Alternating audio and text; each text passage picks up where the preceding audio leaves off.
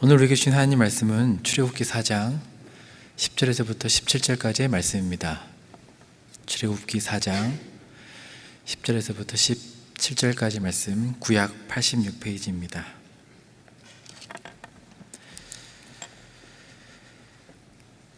봉독하겠습니다. 모세가 여호와께 아뢰되, 오 주여, 나는 본래 말을 잘하지 못하는 자니이다. 주께서 주의 종에게 명령하신 후에도 역시 그러하니 나는 입이 뻣뻣하고 혀가 둔한 자니이다. 여호와께서 그에게 이르시되, 누가 사람의 입을 지었느냐? 누가 말 못하는 자나 못 듣는 자나 눈 밝은 자나 맹인이 되게 하였느냐? 나 여호와가 아느냐? 이제 가라. 내가 내 입과 함께 있어서 할 말을 가르치리라. 모세가 이르되, 오 주여, 보낼 만한 자를 보내소서. 여호와께서 모세를 향하여 노하여 이르시되, 레위 사람 내 형 아론이 있지 아니하냐? 그가 말 잘하는 것을 내가 아노라. 그가 너를 만나러 나오나니 그가 너를 볼 때 그의 마음에 기쁨이 있을 것이라. 너는 그에게 말하고 그의 입에 할 말을 주라. 내가 내 입과 그의 입에 함께 있어서 너희들이 행할 일을 가르치리라. 그가 너를 대신하여 백성에게 말할 것이니 그는 내 입을 대신할 것이요 너는 그에게 하나님같이 되리라. 너는 이 지팡이를 손에 잡고 이것으로 이적을 행할지니라. 아멘. 여러분, 하나님을 만일 직접 대면하신다면 어떤 느낌이 들까요? 기쁨이겠습니까? 반가움일까요? 할렐루야 하면서 환성을 지를까요?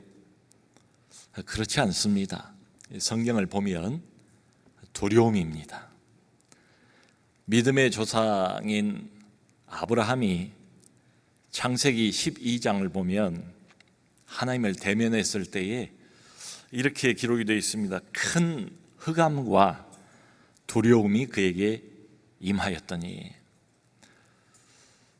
당대 대표적인 선지자였던 이사야가 살아계신 전능자를 대면했을 때 입을 열고 맨 처음 했던 말이 화로다, 나여 망하게 되었도다. 다니엘이 하나님을 처음 대면했을 때 기록을 보면 그가 하나님의 음성을 듣고 정신을 잃고 땅에 쓰러졌다. 요한 사도가 부활하신 예수님을 처음 맞닥뜨렸을 때에 그가 발 앞에 엎드려져 죽은 자 같이 되었더라. 성경의 기록들입니다. 모세도 하나님을 처음 대면했을 때 너무 두려워서 그 얼굴을 가렸다라고 기록이 되어 있습니다. 양치기 노릇할 때 어느 날 시내산에 떨기나무 불이 붙었는데 이상하게도 나무가 타지는 않아요. 찬란한 불꽃을 계속 바라고 있는 것이 신기해서 가까이 가보았습니다. 그랬더니 하나님의 음성이 들리는 거예요. 난생 처음으로 살아계신 하나님을 대면하는 장면이지요. 모세야, 모세야, 이리로 가까이 오지 말라. 내가 선 곳은 거룩한 땅이니 내 발에서 신을 벗어라. 이런 말씀을 들었습니다. 가까이 오지 말래요. 하나님도 거리 두기를 하시는 것 같아요. 하나님 자신과 인간 모세의 거리를 두십니다. 또 네가 서 있는 그곳은 거룩한 땅이래요. 하나님이 계시는 곳을 구별을 하셨어요. 자, 이걸 보면 하나님과 인간 모세와의 첫 만남이 어떻습니까?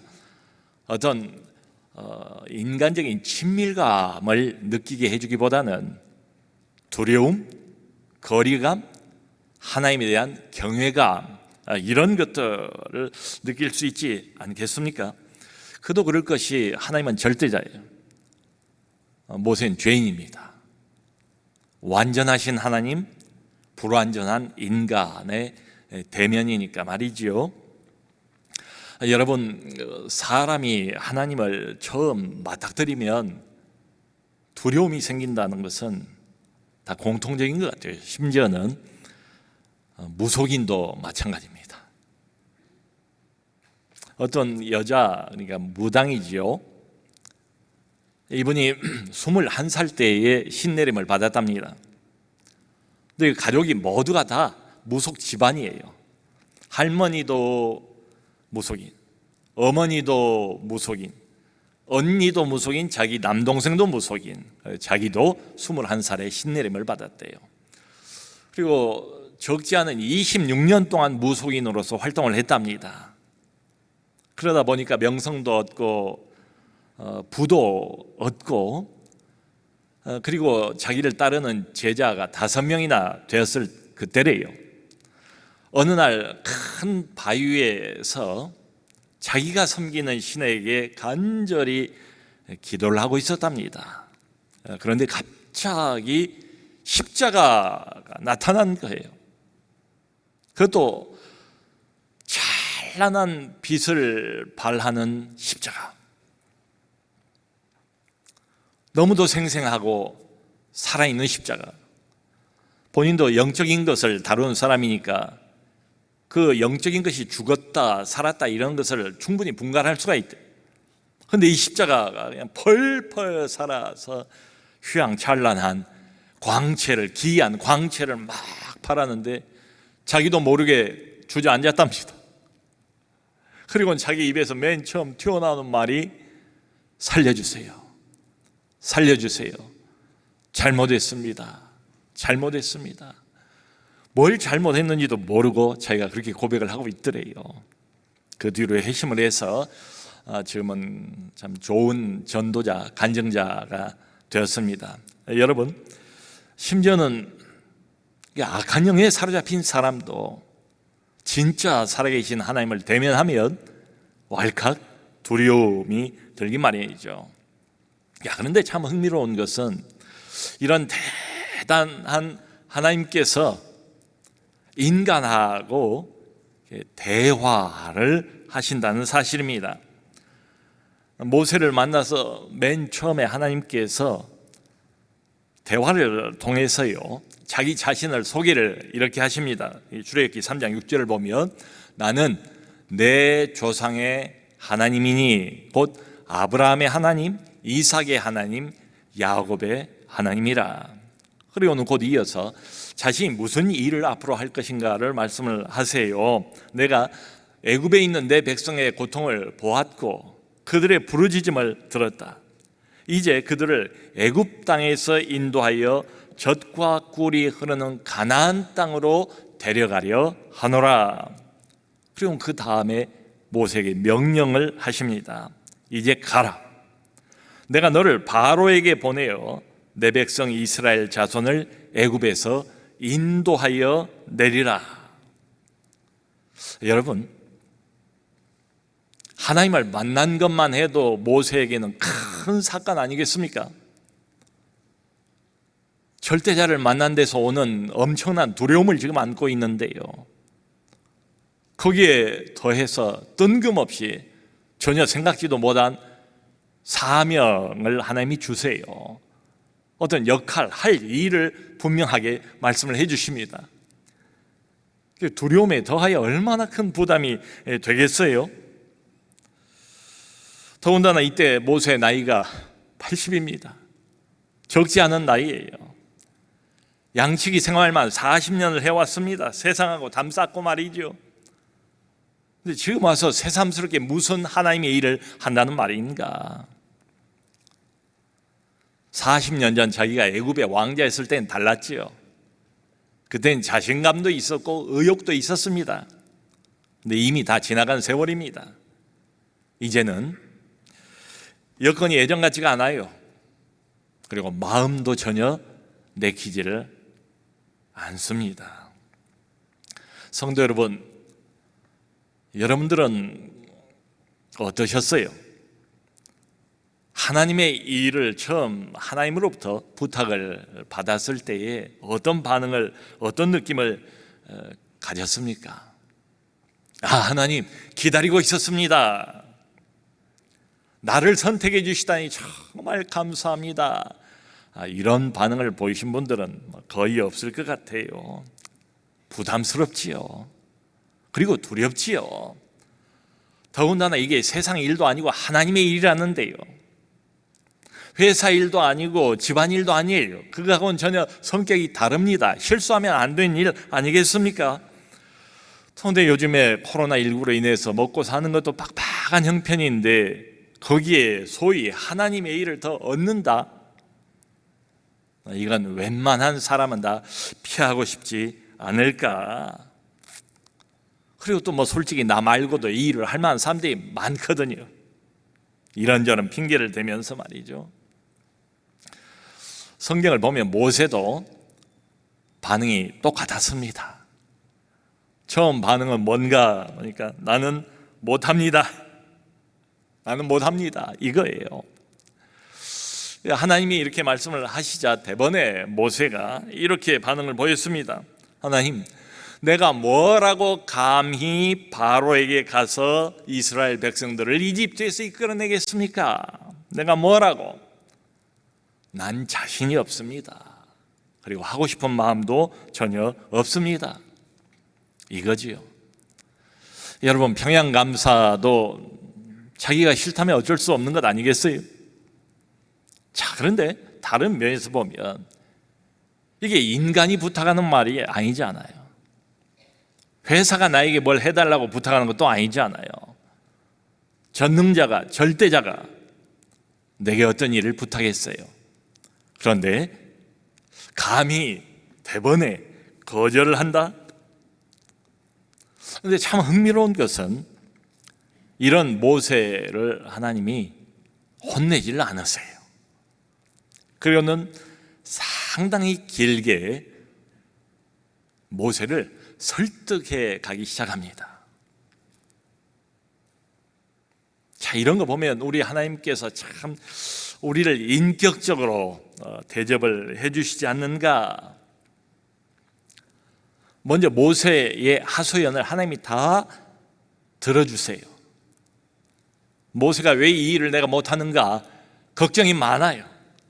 그 걱정거리들을 다 하나님 앞에서 일일이 토로를 합니다. 자기가 가지 못할 이유를 말이죠. 하나님, 내가 이스라엘 백성들에게 가면 그 사람들이 반드시 나에게 이걸 물어볼 겁니다. 그래? 네가 하나님을 만났다면 너를 보낸 하나님의 이름이 무엇이냐? 그 이름 정도는 알고 있을 것 아니냐? 물어볼 것 아닙니까? 그럼 내가 뭐라고 합니까? 그럴 때 하나님께서 나는 스스로 있는 자니라. 스스로 있는 자가 너를 그들에게 보냈다고 말해라. 여러분, 이 스스로 있는 자라는 말의 히브리어가 여호와입니다. 그래서 하나님의 이름이 여호와예요. 자기 이름을 인간 모세에게 가르쳐 주셨어요. 모세가 또 이렇게 말합니다. 하나님, 그래도 이 사람들이 날 안 믿을 겁니다. 내 말도 안 들을 겁니다. 그러면서 막무가내로 하나님이 너에게 나타나지 않았다라고 말할 것입니다. 그러자 하나님께서 모세야, 너의 손에 들고 있는 게 무엇이냐? 지팡이입니다. 땅에 내려놓아라. 내려놓으니까 이게 큰 뱀으로 변했어요. 모세가 그걸 보고 무서워서 피했다고 기록이 되어 있습니다. 다시 하나님이 그 뱀의 꼬리를 잡으라. 꼬리를 잡으니까 이게 다시 지팡이로 변했어요. 두 번째로 말씀하십니다.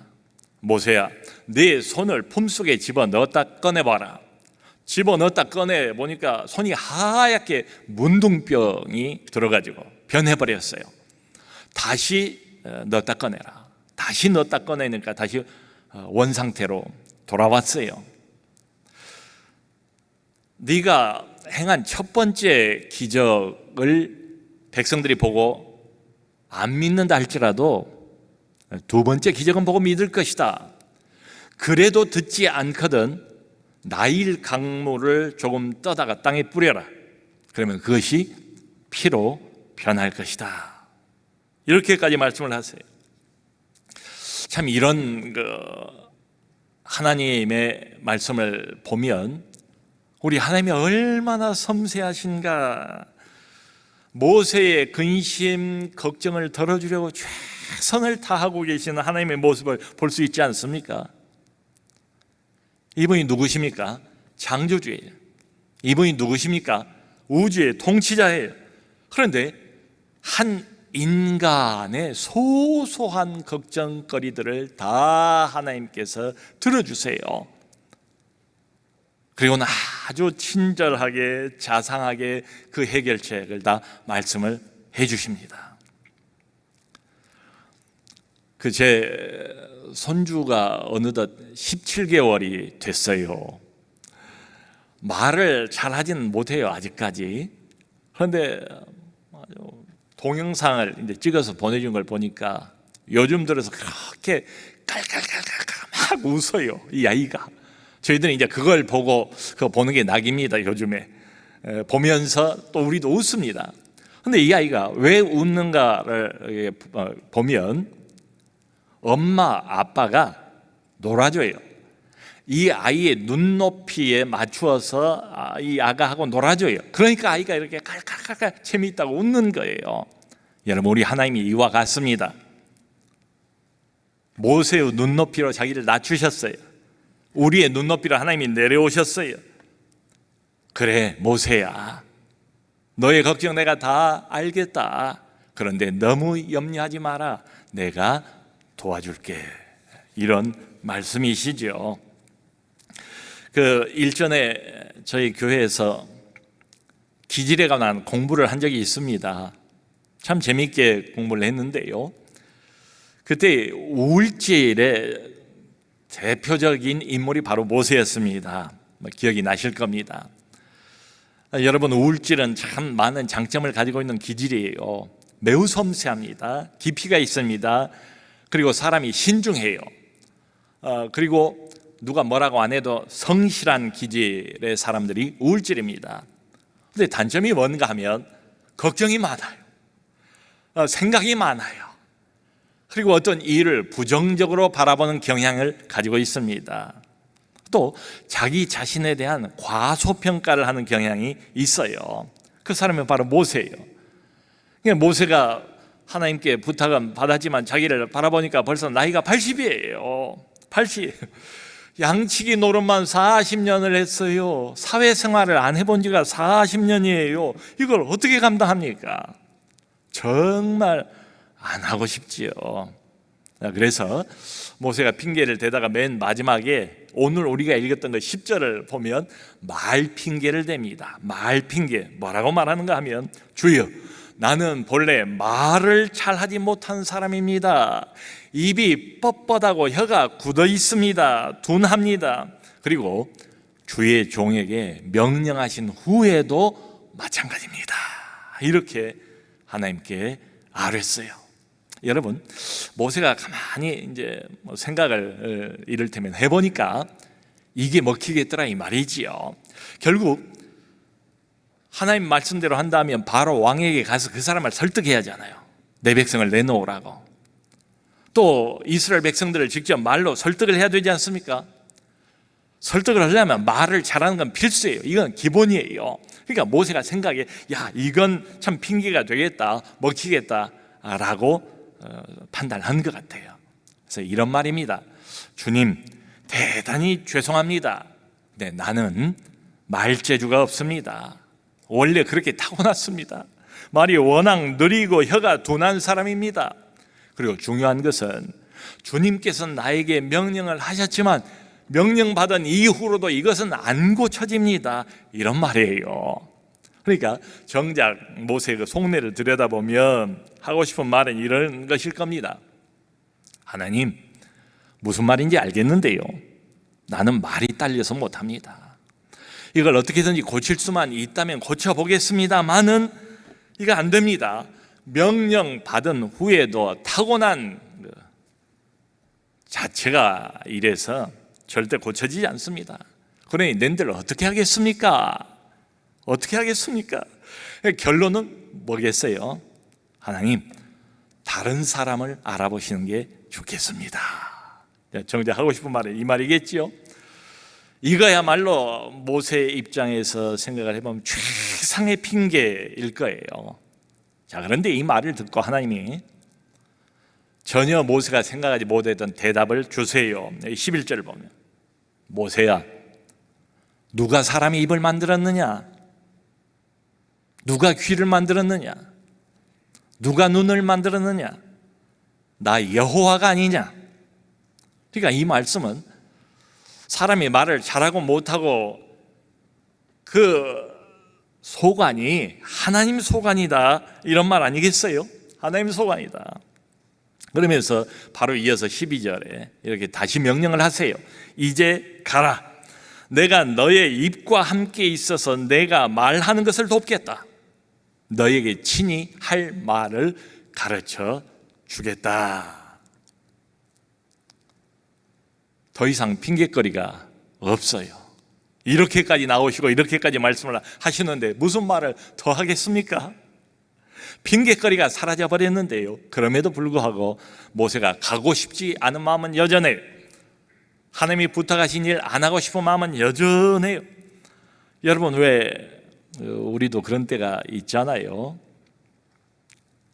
사리 판단을 해보면 다 이해가 가고 다 맞는 말이에요. 근데 움직이고 싶지 않아요. 정말 안 하고 싶어요. 이럴 때가 있지 않습니까? 그래서 마지막 모세가 내뱉은 말이 뭔가 하면 13절에 오 주여, 보낼 만한 자를 보내소서. 하나님, 제발 다른 사람을 쓰세요, 이런 이야기죠. 그러니까 이번에는 14절을 보니까 여호와께서 모세를 향하여 노를 발하시고 이르시되, 하나님이 드디어 모세에게 화를 냈대요. 근데 여기 화를 냈다, 이게 이 표현이 히브리어의 그 뉘앙스는 불같이 화를 냈다, 하나님께서. 왜냐하면 이게 벌써 5번째 거절이거든요. 사람에게 한두 번 거절을 당해도 되게 기분 나쁠 거예요. 같은 사람에게 한 3번 정도 거절 당하면 평생 저 사람 얼굴을 내가 안 봐야 되겠다, 이런 생각이 들지도 모르겠어요. 근데 창조주이신 이분, 절대자이신 이분, 우주의 왕이고 통치자이신 이분 앞에서 5번이나 모세가 거절을 한 거예요. 하나님이 참을 만큼 참으신 것 아니겠습니까? 자, 화는 내셨는데 보면 또 참으세요. 또 참으신다고요. 참고 느닷없이 모세보다 3살 위의 형인 아론을 언급을 하십니다. 아론이 말 잘한다는 것을 내가 안다. 그 아론을 너에게 붙여주겠다. 모세와 아론이 함께 일하라는 겁니다. 아론이 백성들에게 말은 하고 너는 아론에게 말하고 하면서 하신 말씀이, 아론에게 너는 하나님같이 될 것이다. 아론과 모세, 이 두 사람을 결국 하나님이 사용하셔서 이스라엘 백성들을 구원하시고 40년 동안 광야에서 끌어가지 않습니까? 근데 그럼에도 불구하고 처음부터 하나님께서는 이 두 사람 사이에 분명한 구별을 두셨어요. 모세의 독보적인 위치를 처음부터 하나님이 확보를 해 주시지 않았습니까? 그래서 참 이런 의문이 들어요. 왜 하나님께서는 모세에 이렇게 집착을 하실까? 싫다는 사람을 왜 이렇게 붙들고 도와주지 않으시는 건가? 모세보다는 아론이 말도 더 잘하고 더 낫지 않겠는가? 등등 생각이 드는 거예요. 여러분, 이유가 있습니다. 이유가 없을 리가 없지요. 왜냐하면 하나님이 사람을 선택하는 기준은 사람이 어떤 사람을 선택하는 기준과 달라요.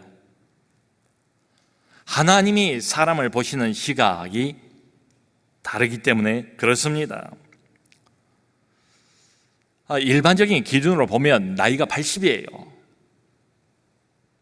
일반적인 기준으로 보면 이름도 없는 저 변방에서 늙어버린 촌로에 불과합니다. 이런 사람을 통해서 어떻게 그 큰 이스라엘 백성 전체를 구원하는 프로젝트를 감행할 수가 있겠어요?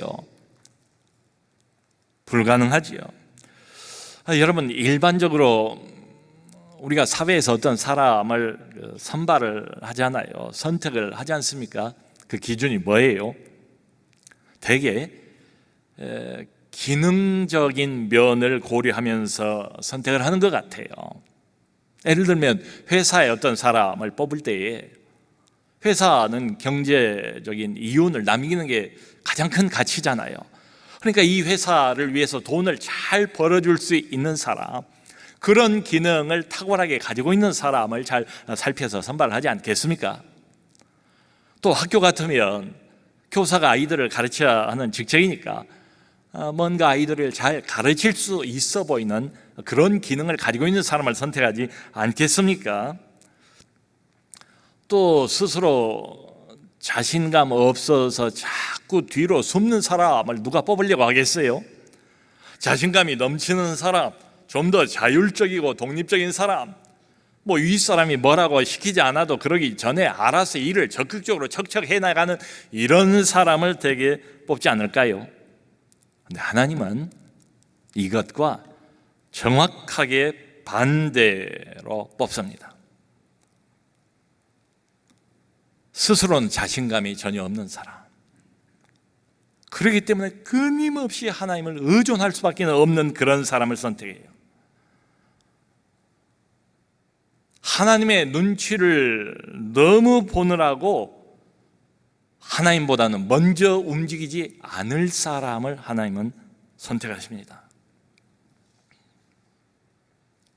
어떤 사람은 정말 많은 걸 가지고 있어요.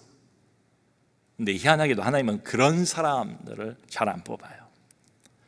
어떤 사람은 자기 실력으로 가득하고 자기 재능으로 가득합니다. 그런 사람을 하나님이 선택하지 않아요. 반대입니다. 텅 비어있는 사람, 아무것도 갖춘 것이 없는 것처럼 텅 비어있는 사람, 그래서 하나님 자신으로 그 텅 빈 공간을 메울 수 있는 그런 사람을 하나님이 선택하십니다. 그 사람이 바로 모세예요. 40년 동안 광야에서 훈련을 시킨 목적이 바로 이것입니다. 이것 한 가지예요. 인간적인 힘을 다 빼기 위해서 40년을 놔두신 거예요. 더하기가 아니고 빼기 위해서. 여러분, 어떤 사람이 수영을 잘합니까? 처음 수영 배울 때 왜 우리가 물을 많이 먹지요? 몸에 힘이 너무 들어가 있어서 그래요.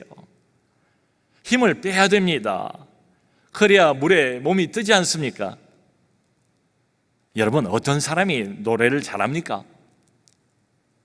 목에 힘이 너무 들어가 있으면 노래를 못해요. 노래의 매력과 맛깔스러움이 어디 있습니까? 소리의 완급, 그 조절이 있지 않습니까? 근데 시종일관 목에 힘이 들어가 있으면 목만 상해요. 힘을 빼야 노래도 잘할 수 있습니다.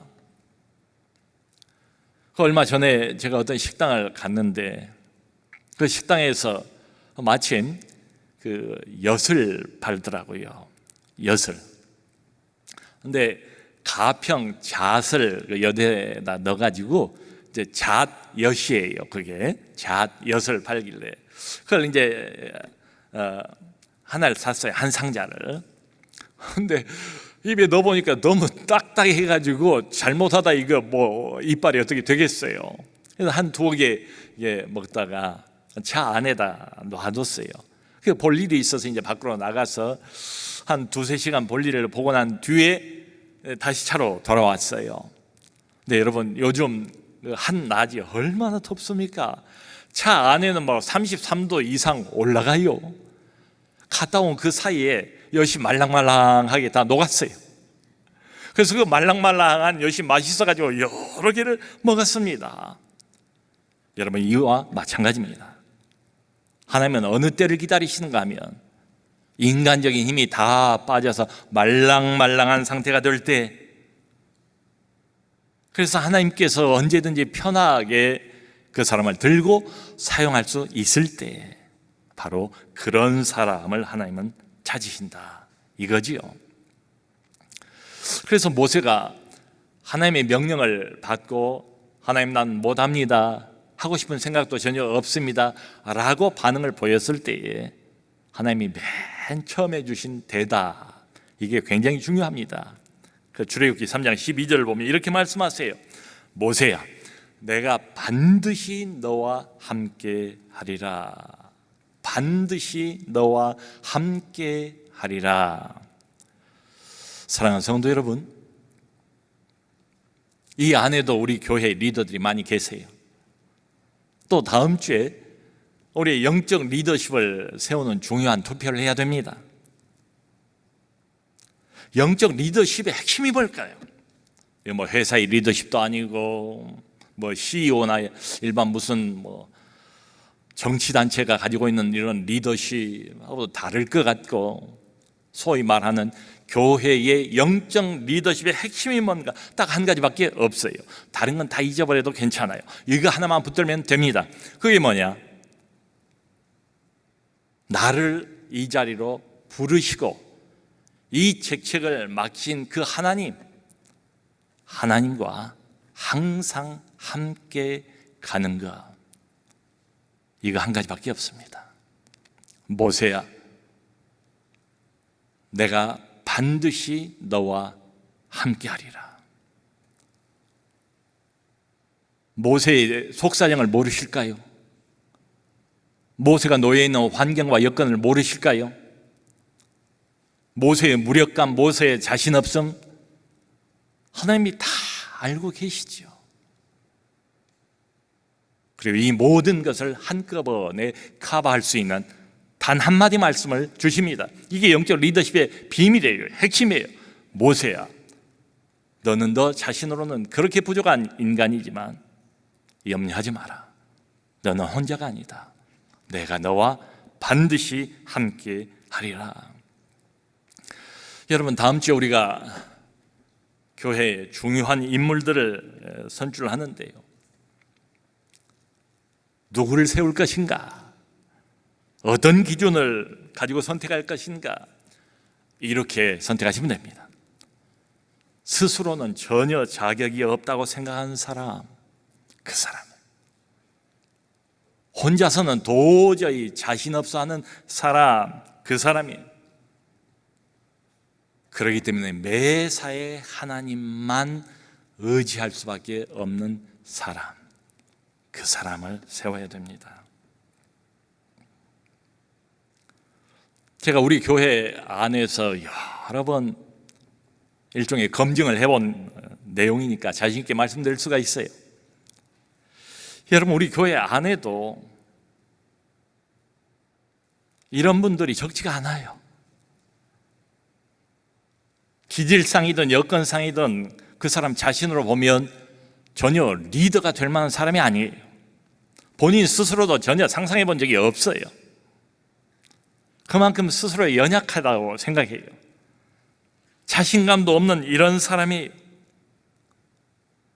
그렇기 때문에 하나님만 의지하는 사람, 그렇기 때문에 더 간절히 하나님만 붙들고 매달리고 의지하는 사람,